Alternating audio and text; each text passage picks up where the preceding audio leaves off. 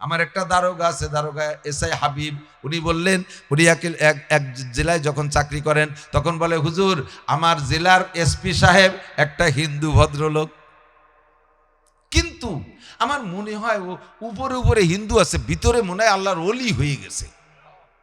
আমার বিশ্বাস, মিটিং করে আজান হওয়ার সঙ্গে সঙ্গে মাইক বন্ধ করে দিয়ে আজানের জবাব দেন হিন্দু। স্যার আমাদের আজানের কারণে মিটিং বন্ধ করে দিয়ে সুযোগ দেছে, আমরা ওই ফাঁকে কেউ মোবাইল টিপতেছি, কেউ কথা বলতেছি। স্যার আমাদের ধমক দিয়ে বলে, আপনারা কিসের মুসলমান? আপনাদের হাদিসে আছে আজানের সময় জবাব দিতে হয়, আজানের জবাব দিতে হয়। আমি সেই কারণে আপনাদের বিরতি দিলাম, আপনারা জবাব না দিয়ে নিয়ে যার যার তালে আছেন, আজান কি আপনার কানে যায় না? এই এসপি সাহেব একবার থানা পরিদর্শনে এক থানায় গেছে, ওসি সাহেবের সাথে সাক্ষাতে থানা পরিদর্শনে গেছে। ওসি সাহেব চা নিয়ে আসছেন, এসপি সাহেব বললেন, ওসি সাহেব মন খারাপ করবেন, আমি চা খাই না। এই চা খাই না কথাটা যদি একেবারে না খায় তাহলে তো বলা যায় খাই না, কিন্তু নিজের বাসায় খায় আর এক জায়গায় যেয়ে যদি বলে খাই না, কথাটা মিথ্যে হয়ে যাবে।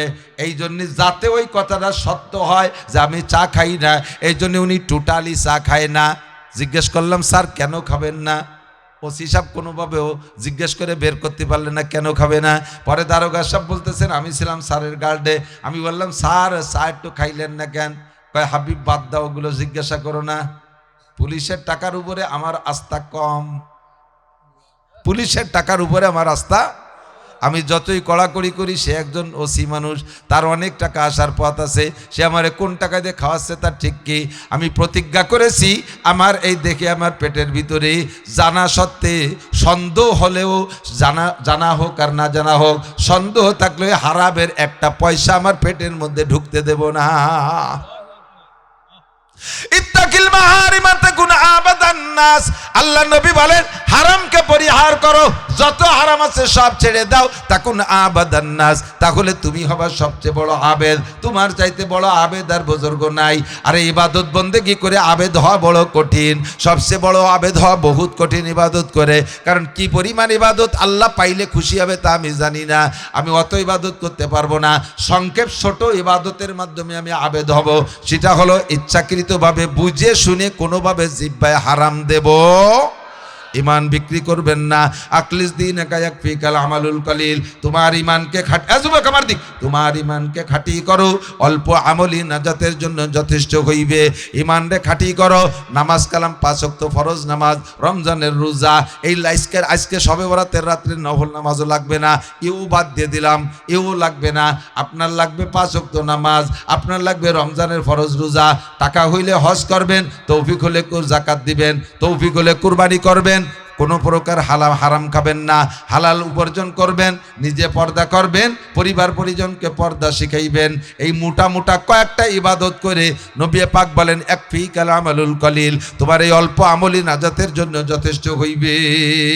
এটা হলো আপনাদের সাধারণ পাবলিক। কিন্তু মৌলানা আবুল কায়ের সাহেব, মৌলানা নাসির সাহেব, মৌলানা কবির সাহেব, মৌলানা শাহ আলম সাহেব, এনাদের কিন্তু অ্যারেস্ট হয়ে যেতে হবে। ইনরা এতটুকু আল্লাহ পাক খুশি হবে না। এনাদের কাছে চাইবে তাহাজ্জুদ, এশা কাবিন চাষ চাইবে, ডেলি 1-2 পারা কোরআন শরীফ তিলাওয়াত চাইবে। আল্লাহ কয়, তোমার এলেম দিছি, এলেমের কি কাজ করলা? তোমার এত সম্মান দিয়েছি রেজকে কারিম। মানুষে 8 ঘন্টা ডিউটি করে সামান্য 400-500 টাকা কামাই করে, কামাই করতে তার জানটা বের হয়ে যায়। আর তুমি সামান্য একটু এইভাবে হাজিরা দিয়া 15, 20, 30, 40, 50 হাজার টাকা কামাই করো, সম্মানের সাথে স্টেজে যাও, মানুষে তোমারে কত ভালোবাসে, মোহাব্বত করে, মুসাফা করে। এই সম্মান তোমারে দিয়েছি একমাত্র এলেমের বদৌলতে। তুমি ওই এলেমের কাজ কি করেছো আমার কাছে জবাব দিয়ে যাও। আমাদের অ্যারেস্ট, আমাদের মহা বিপদ। আলেম হয়ে তো মহা বিপদে পাড়া দিচ্ছি, আপনারা আছেন খুব সহজে। ইমাম গাজালি রহমাতুল্লাহ আলাইহি মনে আছে? ইমাম গাজালি রহমাতুল্লাহ বলছেন, রাতের বেলা ঠান্ডা দুধ খাইছি তাই পেট খারাপ হইছে, এইটা শিরিক হয়ে গেছে, আমার ব্লাডার ফুটো হয়ে গেছে। ওই জায়গায় দিয়ে কিতাবাদি যা লেখছি সব বেরোয় চলে গেছে, ইবাদত যা করছি সব বেরোয় চলে গেছে, কিচ্ছু নাই। কয় হুজুর কিছু নাই তো আপনি জান এই কবরে আল্লাহ পাক আপনার সাথে কোন কারণে আমার ভালো ব্যবহারটুক করলেন, পাইলেন, শান্তিতে আছেন? আমি একদিন কিতাব লিখতেছিলাম, ওই কিতাব লেখার ভিতরে দেখি একটা মাছি বারবার এসে আমার নিবিড় উপরে পড়তেছে। সে সময় তো কলম ছিল দৎকালি কাঁচাকালির কলম, আপনারা লেখছেন না কাঁচাকালিরও? আমরা তো লেখছি তালপাতা। আমাকে ক্লাসের নাম ছিল হলো পাতাড়ি ওয়ান। তালপাতা যে পাটি বানায় বসতাম আর তালপাতায় লিখতাম, মুরব্বীরা আরও লেখছে, আমিও লিখছি তালপাতার পাটি। আমিও এক দত কালি নিয়ে যেতাম আর কুঞ্চি যে কলম, বাড়িতে যাওয়ার সময় বেশ পয় পরিষ্কার যেতাম। স্কুলিতে আসার পরে মা আমারে চেনত না, সেই কালি নাক মুখ গাটা বইটি মায় যেত। এই তালপাতার লেখালেখি ছিল সেই সময়। তা কাঁচা কালি দিয়ে আমি কিতাব লেখি, মাসিরা বারবার এসে নিবি পড়ে আর আমি তাড়াই দেই। পরে আমার ভিতরে একটা চেতনা আসলো, সম্ভবত মাসিটা কি পিপাসিত নাকি। আমি সেই বলে কলমটারে থামাই ফেললাম। মাসিরা নিরিবিলি নিবিড়ে কিছুক্ষণ আবার নিবিড়ের মাথায় বসে আমি দেখতেছিলাম চুষতেছে, সে কালি খেয়ে চলে গেছে। ওই পাক মাসিটা আমার জন্য দোয়া করছে, আল্লাহ ইমামে গজালি আবার পিপাসা নিবারণ করে দিছে, তুমি তারে মাফ করে দিও, জান্নাতি করে দিও। ওই মাসিটার দোয়ায় আল্লাহ পাক আমার সাথে সদ্ব্যবহার করেছে। ও দোস্ত, জানো না কোন কারণে কি হয়ে যায়? এই জন্য শোনো, নেকি যত ছোট হোক অবহেলা করব না, আর গুনাহ যত ছোট হোক ওটাকেও ঘৃণা কি বলা হয়, ওটাকেও করব না। নেকি যত ছোট হোক ছাড়বো না, গুনাহ যত ছোট হোক করব না। বলেন, নেকি যত ছোট হোক ছাড়বো না, গুনাহ যত ছোট হোক। ঠিক আছে না? কোনটার দ্বারা কোন দিন পার হয়ে চলে যাবেন জানি না। আজকে আমি চাইবো, আজকে সারা রাত চাইবো কার কাছে? ওয়াইজা সালতুম ফাসআলুল্লাহ। চাইবেন কি? আজকে রাত্রে হালুয়া খাওয়ার দিন না, আজকে রাত কিন্তু গোশত রুটি খাওয়ার দিন না, রাত না, আগামীকাল দিন তো না খাওয়ারই দিন। হুজুর বলেন কুমু লাইলাহা ওয়া সুমু ইয়াওমাহা। রাত্রে জাগে ইবাদত করো, দিনের বেলা রোজা রাখো। খেয়াল করেন, সারা রাত ইবাদত করবো, তাই খাবো কখন না? তো ভালো রাতের বেলা বেশি খাইলেই ঘুম আসবে, তাহলে রাত্রে বেশি সারা রাত ইবাদত করতে হলে আমাকে খাওয়া পরিহার করতে হবে, কোনো মতে জান বাঁচে পরিমাণ খাবো। আর দিনের বেলা রোজা রাখতে করলো, রোজা রাখা মানে তো না খাওয়া, তাহলে এদিকে রাত গেল না খাইয়া, দিনও গেল না খেয়ে। তাই এই গরু জবাই দিলাম কার জন্য? এদিক জবাইতেছেন কি আমি জানি না, বুঝছে না? আমাকে ওই জায়গা মোড়ে মোড়ে ছোটবেলায় অভাব যখন দেখেছি বাংলাদেশ স্বাধীনের পরে, সে সময় কুরবানির সময় এত গরু জবাই দিত না, এখন সবে বরাতে যে পরিমাণ দিচ্ছে। এরা খাওয়ার কি এলো? এদিক তাকান, খুব বোঝেন। এই চলমান পরিস্থিতি প্রেক্ষাপট তো ভালো না। আমলিগের দুর্দিন চলছে না, আমলিগের দুর্দিন চলছে।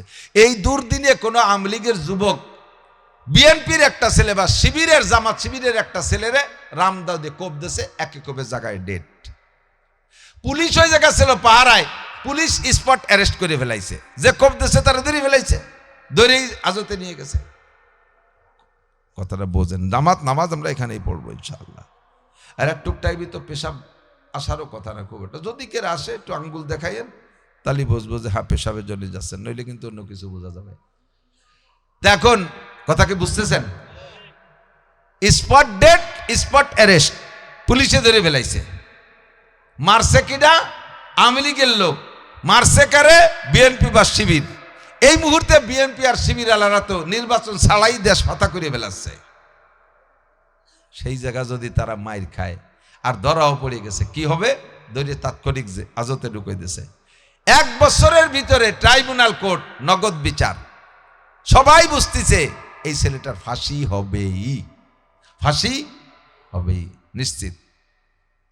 আরো আমলিগির লোক, এর পক্ষে উকিলও নাই, উকিলরাও আসে না। যেই লুঙ্গি পরে গেছে আর যেই গেঞ্জিটা পরে আজতে গেছে, সেইটি 1 বছরের মধ্যে কি হালাত হয়ে গেছে, কিচ্ছু পাল্টাতে দিতে সুযোগ পাইনি। ওর আছে একটা মা বুড়ি, ওর আছে একটা বউ, আর আছে 5 বছরের একটা ছেলে। যেদিন রায় হবে, ঘোষণা হয়েছে, শুনানি হবে, সেই দিন ওর যদি এই ফাঁসির থেকে বাঁচতে হয়, তাহলে ও আর পরিবারের সদস্যদের অভিনয়টা কেমন হতে হবে? ও যাইয়া কাঠগড়ায় দাঁড়াইছে, চক্ষু বন্ধ করে, জজের দিক তাকায় না, কি লেখতে কি লেখে, চক্ষু বন্ধ করে থরথর করে কাঁপতেছে, ভয়তে কোন ফাঁকে পেশাব হয়ে গেছে, কাঠগড়া ভাসিয়ে গেছে পেশাবে, থরথরে কাঁপতেছে, কি লেখে আমি চোখ দিয়ে দেখবো না, ভয়তে কাঁপতেছে।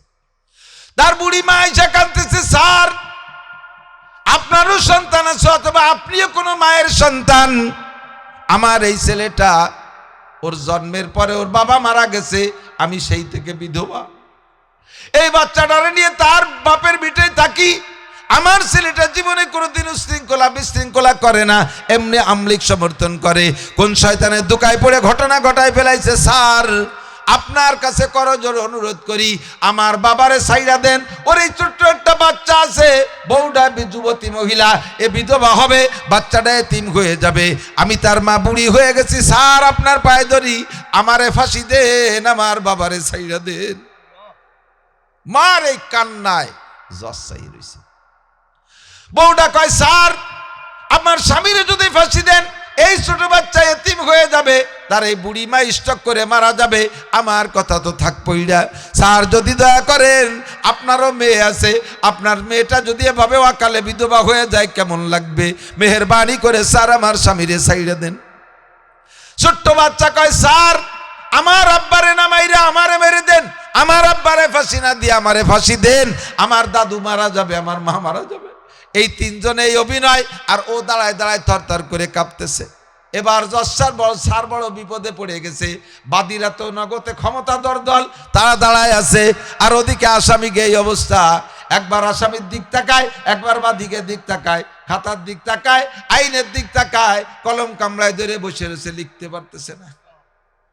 লাস্ট ফিনিশিং এই চারজনের কান্নাকাটিতে তার অভিনয়, যা জীবনে বহু কিছু করছি, হয় চাকরি থাকবে নয় চাকরি যাবে, খেলার টেস্টটা দেখায় দেবো, যা বেকসুর খালাস, বেকসুর খালাস।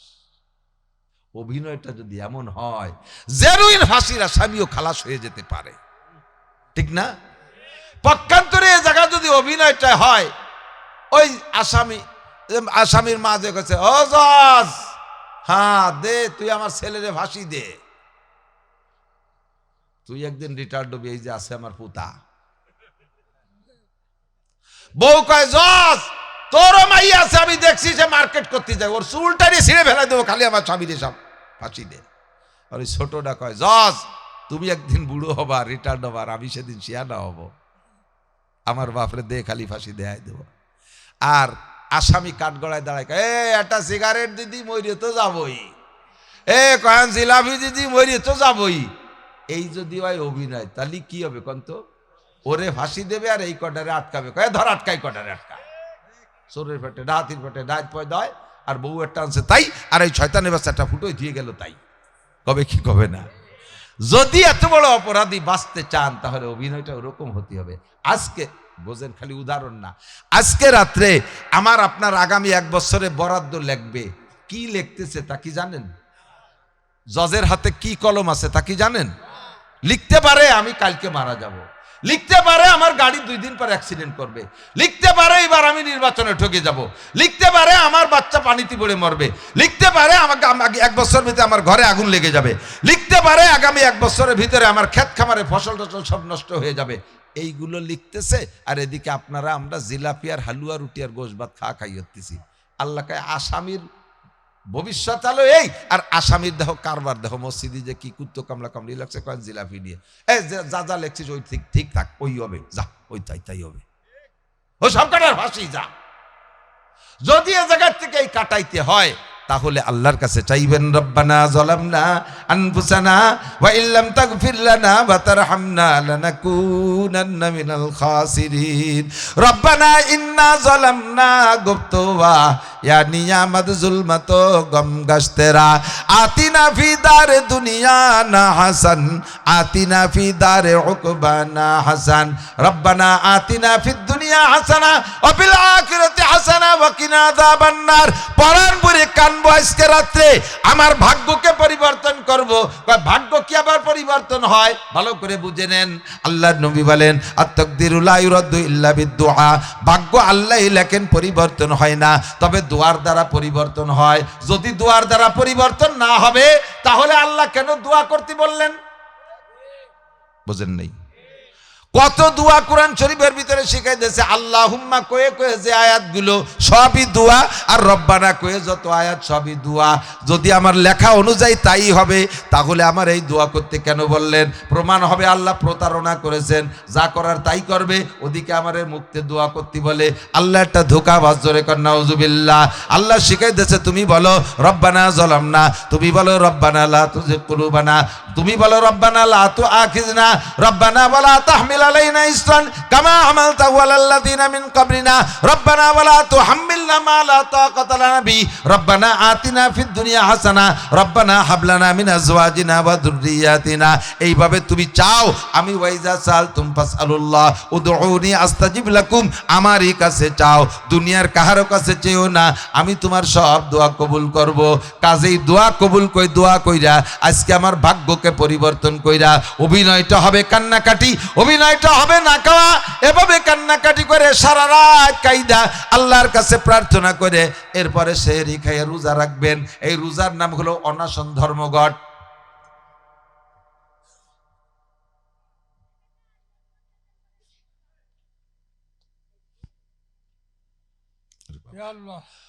এটুক মনে এই চলে যাচ্ছিস কে এ শুনবা কুমাইন দিয়া পরে আর ইয়া কর মানুষ থাকতেছে না, জানো? এরকম টুয়ো কথা সবাই কয় না। ঠিক আছে, অনাশন ধর্মঘট। মাস্টার যারা আছেন সাক্ষী দেন, হাসিনের আমলে বাংলাদেশের সব মাস্টাররা ধর্মঘট করছিল, মনে আছে? অনাশন ধর্মঘট। এই ধর্মঘট একদিনই করে নাই, মেলা আগের থেকে অ্যাপ্লিকেশন, দরখাস্ত, আবেদন, ইডা উডা অনেক তা কিছু করছে হাসিনের কাছে, তা হাসিনের মুনাজাত কবুল করে না। লাস্টে যাইয়া সব মাস্টাররা ঐক্য হয়ে যে পল্টন ময়দানে পেটের উপরে থাল থুয়েছি তুই শুয়ে রয়েছে, খাবো না রোজা একটানা 3 দিন। কিছু চালাক চালাক মাস্টাররা জুত করে যাই যে চাই খাইয়াছে, আবার থাল পেটে থুয়েছি তুই শুয়েছি। আর 20-30 জন ছিল জম্মের মলঠিয়ে, এরা ওঠেই নেই, সেগুলো নিস্তেজ হয়ে গেছে মরে মরে বাপ। সাংবাদিকরা যাইয়া শিক্ষামন্ত্রীর মাধ্যমে, স্বরাষ্ট্রমন্ত্রী, তার মাধ্যমে প্রধানমন্ত্রী যে বলছে স্যার তাড়াতাড়ি পাশ করেন, মোনাজাত কবুল করেন, নাহলে এই কয়টা মরে গেলি একেবারে রাজনীতি শেষ।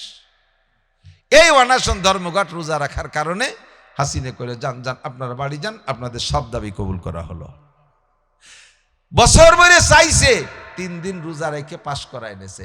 রাতবার চাইবেন, আগামীকাল দিনের বেলা রোজা রাইখে অনাশন ধর্মঘট করে ইফতারি সামনে নিয়ে বসে মাগরিবের আগে একটু খোটাখুটি, একটু নাড়াচাড়া করবেন, আবার খাবেন না। আজান না হলে তো খাওয়া যাবে না। আসরের পরে তো ইফতারি নিয়ে বসবেন, একেবারে সন্ধ্যের সময় দেওয়া রয়েছে, যাইয়ে দমা দম মারি দেবেন না।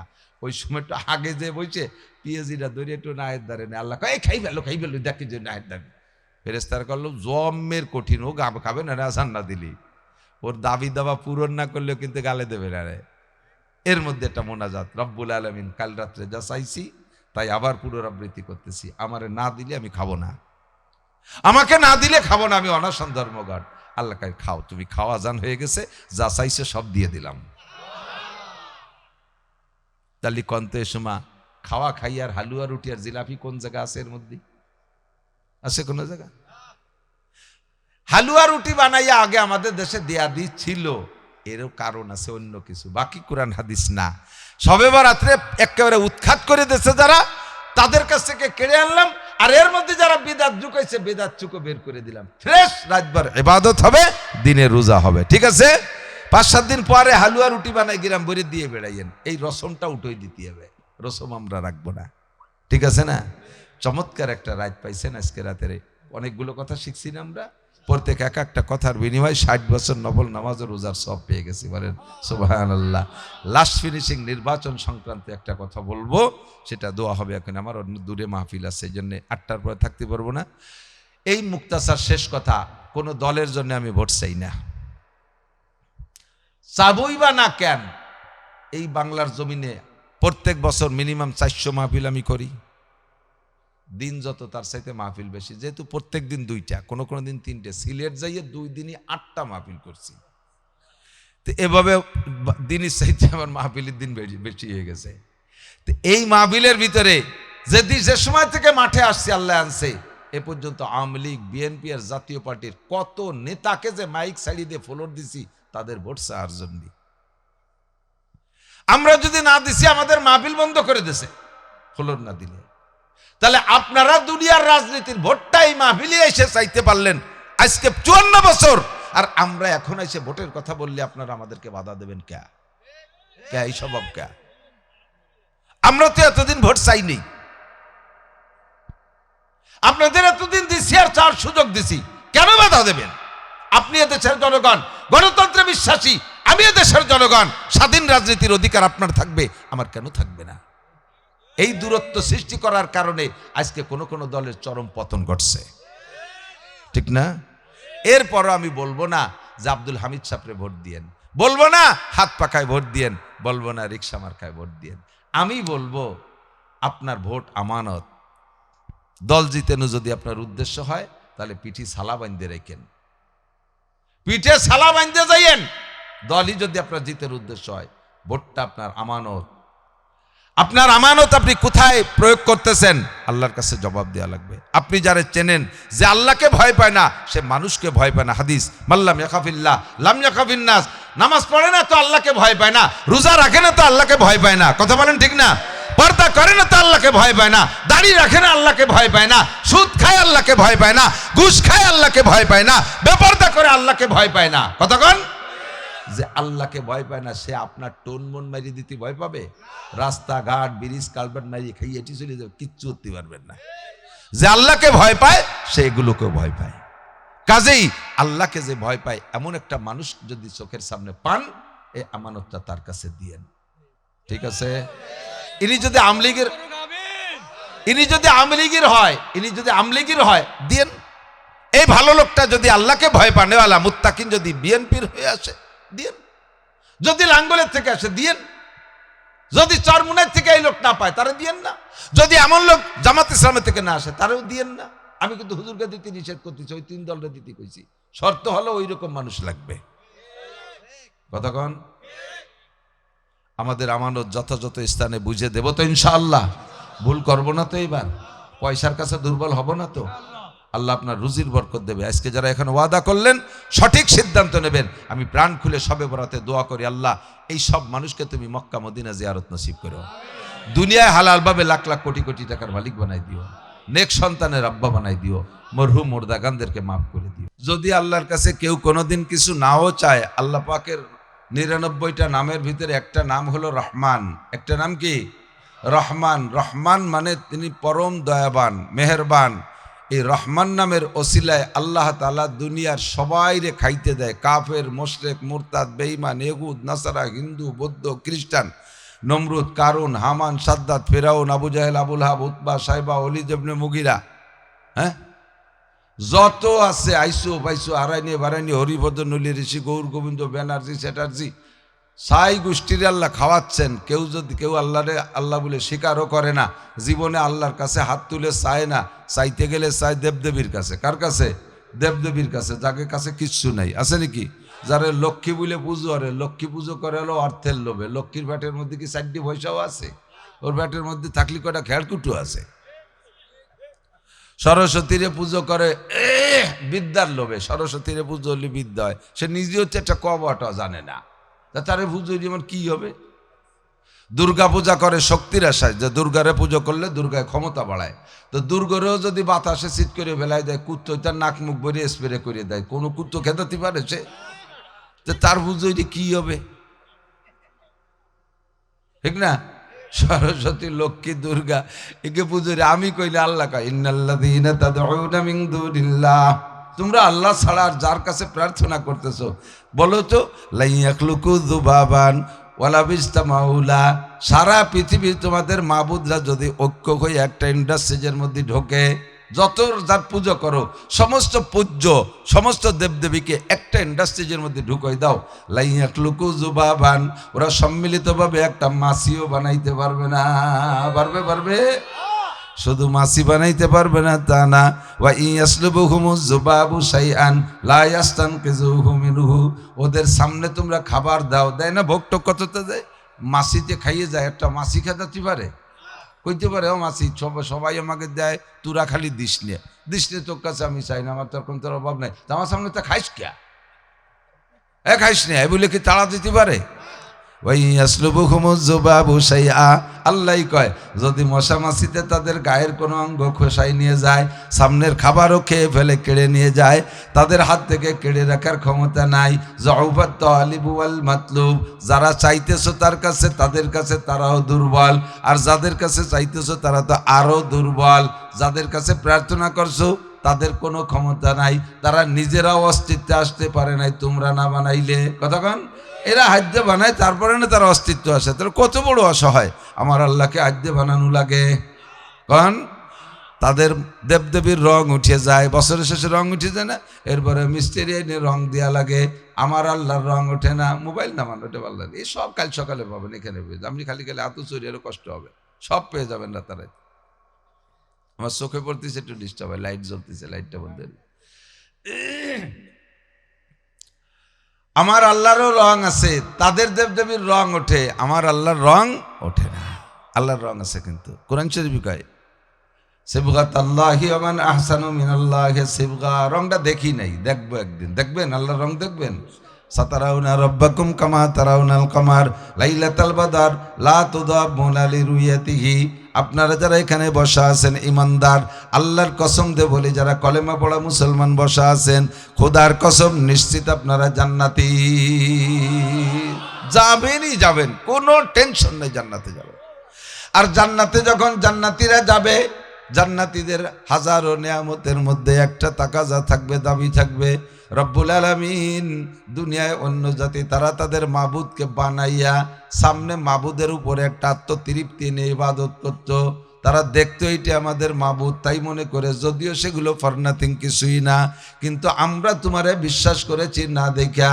তুমি বলেছো জালিকাল কিতাবু লা রাইবা ফিহি হুদাল লিল মুত্তাকিন আল্লাযীনা ইউমিনুনা বিল গায়ব। তুমি আমাদের মুমিন হওয়ার জন্য যে প্রস্তাব দিয়েছো, তার মধ্যে একটা হলো তুমি না দেখে বিশ্বাস করবা, যেগুলো কোরআনে কারিমের মধ্যে বলা হবে এগুলোকে বিশ্বাস করবা। কাজেই তোমারে দেখি নাই, আমরা শতভাগ বিশ্বাস রেখেছিলাম, মনে মনে একটা ইচ্ছা ছিল। ওলামায়ে কিরাম বলতো তোমার নাকি রং আছে, ওই রংটা কেমন একটু দেখতে চাই। আল্লাহ তুমি আমাদেরকে আরিনা, আমাদের সামনে একটু দেখা দাও। আল্লাহ পাক, নবী পাক বলেন সাতারাউনা রব্বাকুম, তোমাদের যখন এমন প্রস্তাব আসতেই থাকবে, আল্লাহ পাক রব্বুল আলামিন দেখার একটা ব্যবস্থাও করে দিবেন। বলেন না সুবহানাল্লাহ। কেমন দেখবো? আফসা আফসা, ভাষা ভাষা, কুয়াশার মধ্যে যেরকম দেখা যায় ওইরকম দেখবো নাকি? অন্ধকার রাত্রে যেমন একটু হালকা হালকা দেখো ওইরকম নাকি? কয় না, কামা তারাউনাল কামার লাইলাতাল বাদার, পরিষ্কার আকাশে পূর্ণিমার চাঁদটা আকাশের মাঝখানে উঠে আসলে যেমন ক্লিয়ার দেখা যায়, লা তুদাবুনা লিরুয়াতিহি, ওই চাঁদটা দেখতে কোনো ঠেলাঠেলি ধাক্কাধাক্কি করা লাগে না। প্রথম দিনে চাঁদ উঠছে ওই পাশে বাঁশবাগানের কোনায় দিয়ে একটু গাছেরটা একজন একটু দেখছে, কই যে চাঁদ দেখছি, তার এখন আর কেউ দেখতে পাচ্ছিস না, গাছে জ্বালায় ওরে ঠেলি ঠেলি সবাই এসে একটু দেখতে যায় না। তো একদিনের চাঁদ তো ভালোই দেওয়া যায় না, কিন্তু পূর্ণিমার চাঁদ মাঝ আকাশে আসলে দেখতে কোনো সমস্যা হয় না।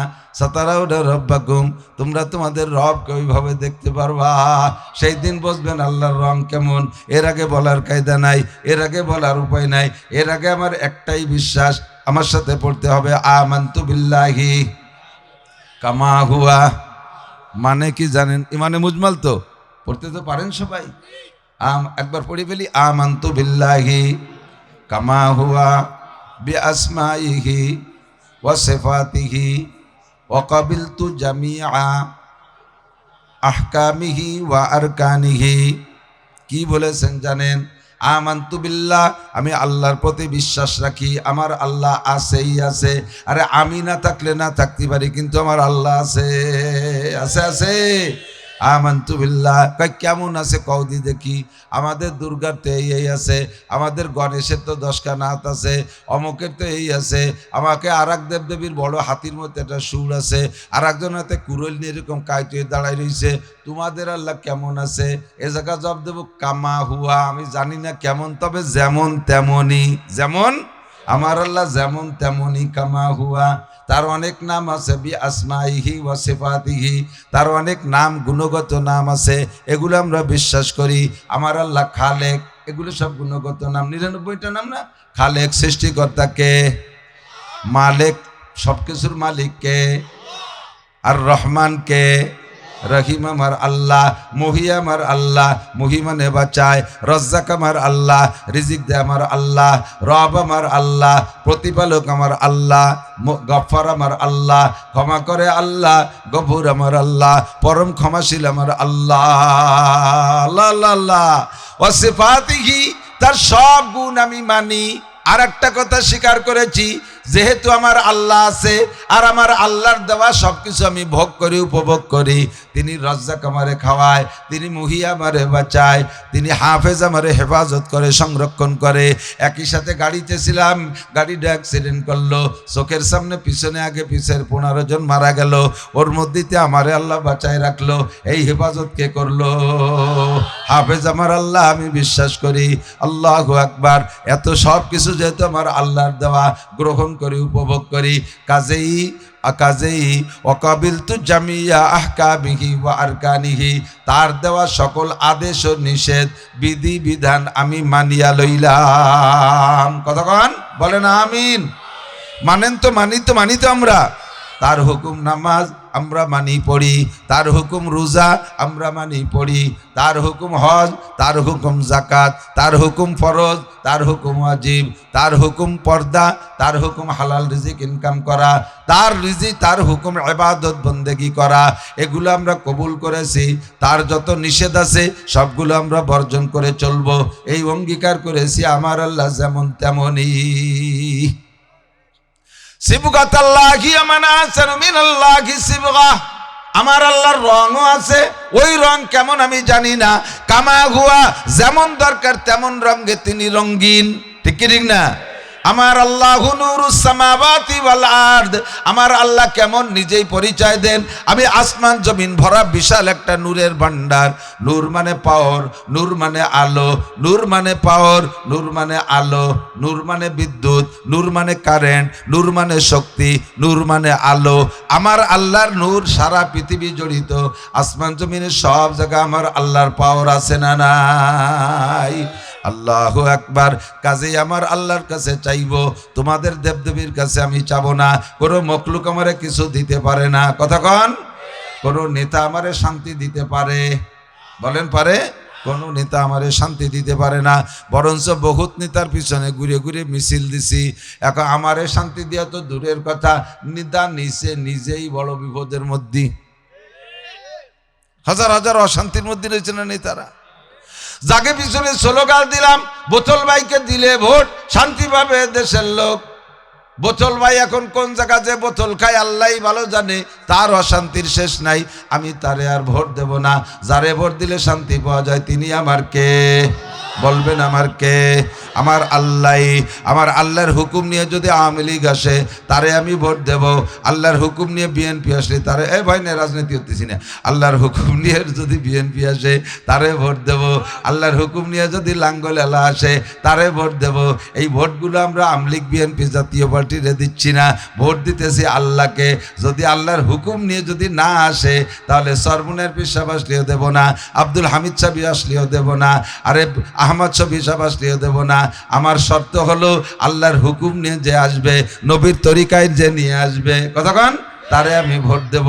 শান্তি পাইতে হলে ওখানে সিল মারতে হবে, আল্লাহই শিখাইতেছে। আল্লাহ পাক বলেন, বলো আন্না হালাল কুরা আমানু, যদি দেশবাসী ইমানদার হইয়া যায়, আল্লাহ বিশ্বাসী হয়, আল্লাহ খেয়াল আল্লাহ বিশ্বাসী হয়। যুবক একটু কও তো, আল্লাহ কি মাঝে মাঝে ওয়াদা খিলাফ করে?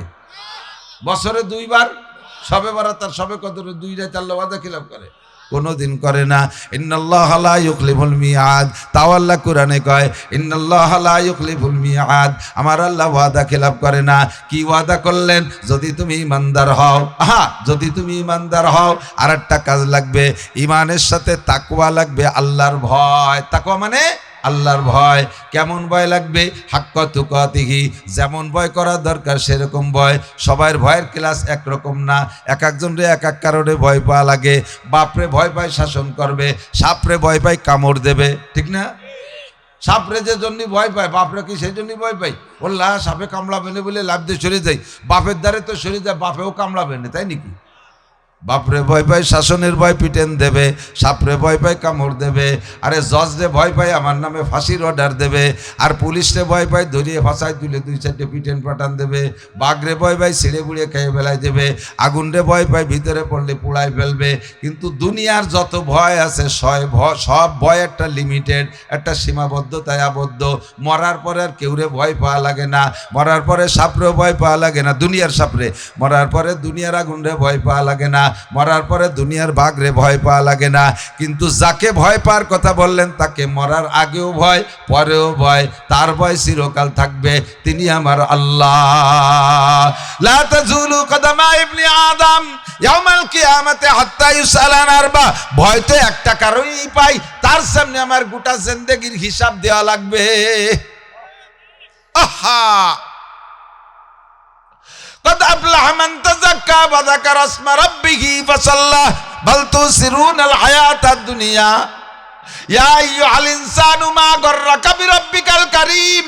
হে আমার প্রাণ প্রিয় যুবক ভাইরা, আমার প্রাণ প্রিয় বাপ ও ভাইয়েরা, পর্দার আড়ালে মা বোনরা, আল্লাহ বড় আফসোসের সাথে বলেন, আল্লাহ পাক বলেন বড় আফসোসের সাথে, ইয়া আইয়ুহাল ইনসান, হে মানব জাতি, মা গররাকা বিরব্বিকাল কারীম আল্লাযী খলাকাকা ফাসাওয়াকা ফাআদালাকা ফি আইয়ি সূরাতিম মা শাআ রাক্কাবাক।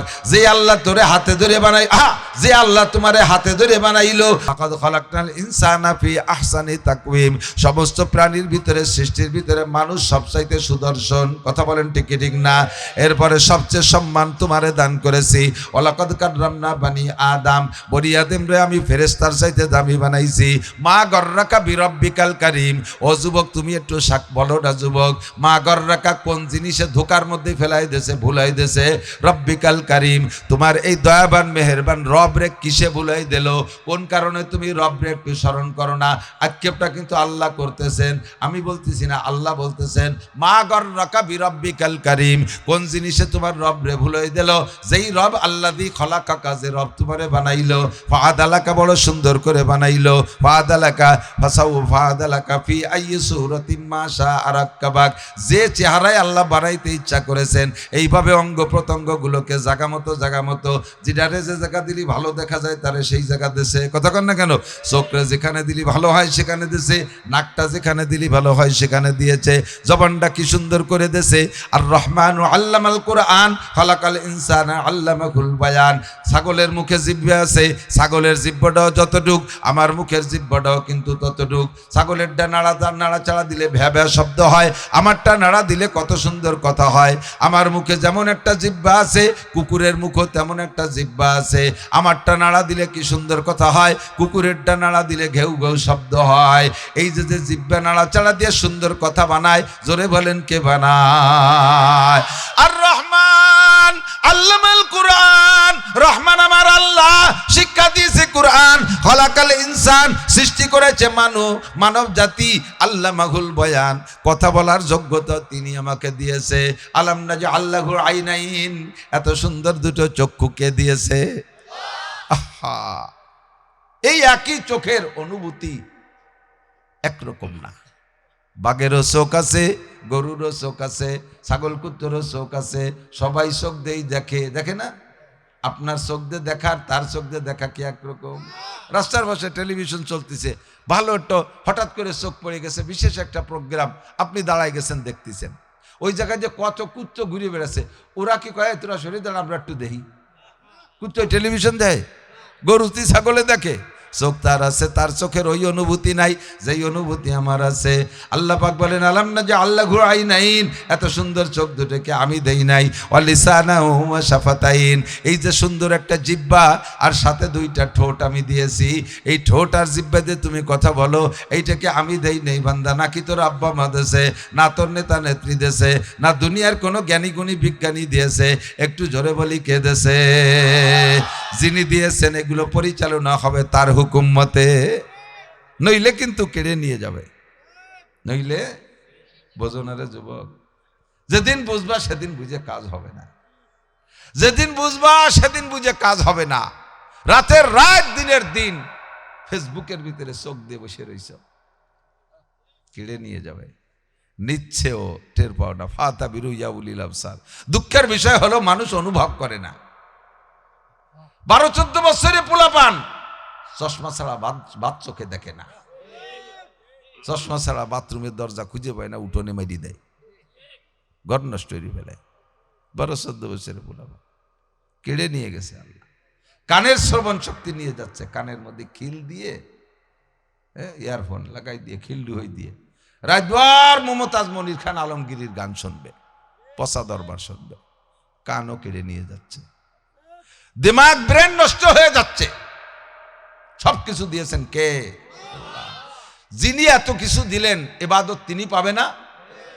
বলেন, অমালিয়া লা আবুদু আল্লাযী ফাতারানি ওয়া ইলাইহি তুরজাউন।